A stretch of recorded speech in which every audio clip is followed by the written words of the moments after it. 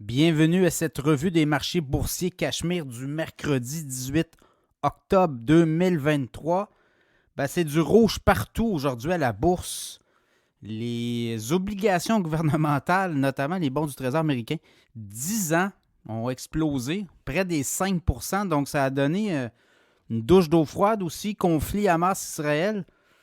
On est nerveux. Donc, dans ce contexte-là, je regarde le TSX en baisse de 242 points, 19 450. Le S&P 500 en baisse de 1,3 4 314. Le Dow Jones en baisse de près de 1 33 665. Le Nasdaq en baisse de 1,6 13 314. Le baril de pétrole a monté de 1,69 US, 87,13 référence WTI en dollars américains. Le Bitcoin en baisse de 265 28 355. Et l'once d'or en hausse de 26,50 1962,20. On comprend que dans une telle situation, les investisseurs se réfugient dans l'or. Donc, ça pourrait être à surveiller. L'once d'or, l'or a pris quand même, là, depuis, je dirais, 2 semaines, a quand même pris du galon. Les nouvelles, il y en a plusieurs. On va y aller avec, au côté américain, Netflix. Netflix, des résultats au-delà des attentes, là, les hausses de, je regardais, notamment 10% le nombre d'abonnés au troisième trimestre. Donc, on a gagné quasiment 8,8 millions d'abonnés. On est rendu à 247,1 millions. Et je regardais en après-marché le titre de Netflix. Et comme on dit, là, était en orbite, une hausse de 41 $. 12% de hausse en après-marché au moment où je vous parle. Le titre de Netflix a terminé la journée à 346,19. Donc, ça sera surveillé. Netflix, c'est les technos. Hein? On commence à voir les résultats financiers des technos. On a eu ce matin Morgan Stanley aussi. Dans le cas de Tesla, on a aussi les résultats de Tesla. Et là, c'est beaucoup moins reluisant. On savait que Tesla a baissé quand même à plusieurs reprises là, les prix de ses voitures pour concurrencer notamment en Chine, en Amérique.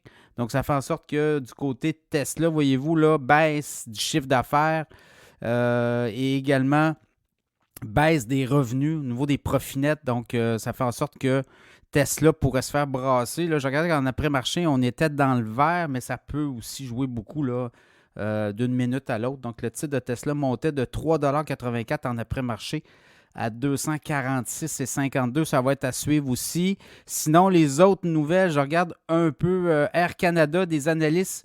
Voyez-vous, le titre de Air Canada là, est à son plus bas depuis juillet 2022. Donc, les analystes voient coût de carburant. Après ça, vous voyez, l'inflation rentre aussi dans les ménages. L'économie ralentit. On dit que les gens pourraient peut-être le breaker sur les voyages.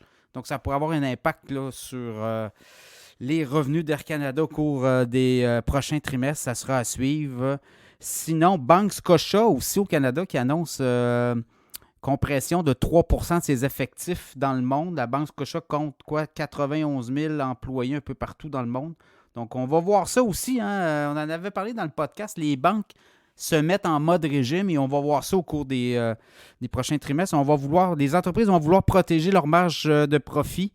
Et dans ce cas-là, je pense que les compagnies à la bourse vont vouloir peut-être procéder à des annonces de mise à pied.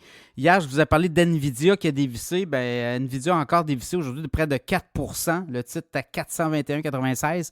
NVIDIA a commencé là, à émettre des avertissements, notamment sur des changements de lieu de production, parce que là, on ne pourra plus vendre à la Chine directement certains microprocesseurs, certains processeurs, certaines puces électroniques. Donc, on a comme aussi dit qu'on allait travailler en partenariat avec d'autres partenaires pour avoir des lieux de production dans différents pays d'Asie. Et ça se fait suite aussi là, à l'interdiction du gouvernement des États-Unis de vendre certains microprocesseurs à la Chine. NVIDIA est touché directement. Je regardais, il y a des révisions sur les cibles du titre d'NVIDIA. Donc, il y a certains.